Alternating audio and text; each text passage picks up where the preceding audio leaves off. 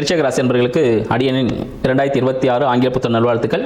இந்த 2026 பிறக்கக்கூடிய தை மாதம் விருச்சிக ராசியினருக்கு எப்படி இருக்க போகுது அப்படின்னு பார்த்தோன்னா ரொம்ப ஒரு நல்ல விஷயம்னு சொல்லலாங்க. புதிய முயற்சிகளில் சில அழுத்தங்கள் இருந்தாலும் உங்களுக்கு சாதகமான பலனை தரும் சொல்லலாம். ஏன்னா 3ஆம் பாகம் அப்படின்னு பார்த்தீங்கன்னா அதில் சூரிய பகவான் இருக்காரு, சுக்கிரன் இருக்கிறாரு, செவ்வாய் புதன்லாம் இருக்காங்க. இவங்க 4 பேரும் 3ல் இருந்தாங்கன்னா என்ன அர்த்தம்? ஸோ சில பிரச்சனைகளும் வரும், அதுக்கான தீர்வுகளும் எட்டக்கூடிய காலகட்டத்தில் விருச்சிக ராசினர் இப்போ இருக்கிறீங்க அப்படின்னு அர்த்தம். திருமணத்திற்காக காத்துட்டு இருக்கீங்களா? அதுக்கான முயற்சி இந்த மாதம் ஆல்ரெடி நீங்களாம் நிச்சயதார்த்தம் முடிஞ்சிருக்கும். இப்போ டேட்டு குறித்து வச்சிருப்பீங்க ரெடியா, எப்படா தை மாதம் பிறக்கும் பத்திரிகை அடிச்சு கல்யாணம் பண்ணலான்ட்டு. உங்கள் எல்லாருக்கும் திருமணம் செய்வதற்கான வாய்ப்புகள் இந்த மாதம் காத்துட்டு இருக்கனால நிறைய விருச்சிக ராசி என்பவருக்கு திருமணம் முடிந்துரும் அப்படின்னு சொல்லலாம். திருமணம் முடிஞ்ச அடுத்து என்ன எல்லாரும் கேட்பாங்க, குழந்தை தான்ட்டு. ஸோ குழந்தை பாக்கியம் இருக்குமா? கண்டிப்பாக இருக்கும். சிறிய மருத்துவ உதவியுடன் குழந்தை பாக்கியம் ஏற்படும் அப்படின்ற விஷயத்தை தெரிஞ்சுக்கலாம்.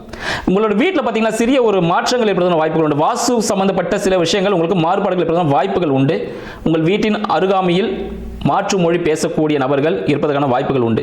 ஸோ அவங்க கிட்ட நீங்கள் நல்ல ரிலேஷன்ஷிப் வச்சுக்கிட்டாலே போதும், உங்களோட வாஸ்து பிரச்சனை நீங்கள் சரி பண்ணிக்கலாம்.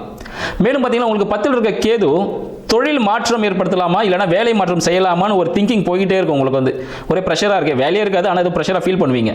ஆனால் தொழில் மாற்றம் செய்யலாமா இல்லை வேலை மாற்றம் செய்யலாமா ஒரு திங்கிங் போயிட்டே இருக்கும். இப்போதைக்கு இருக்கிற வேலையில் அப்படியே சைலண்டாக இருங்க. ஏன்னா 3ஆம் பாவத்தில் 4 கிரகங்கள் இருக்குது. அது ஒரு கிரகம் செய்யின்னு சொல்லும், ஒரு கிரகம் செய்யாதுன்னு சொல்லும். அப்போ பார்த்தீங்கன்னா மேக்ஸிமம் உங்களுக்கு லாஸ் கிடைக்கிறதான வாய்ப்புகள் அதிகம். அதனால் புதிய முயற்சிகளை தவிர்ப்பது மிகவும் நல்லது.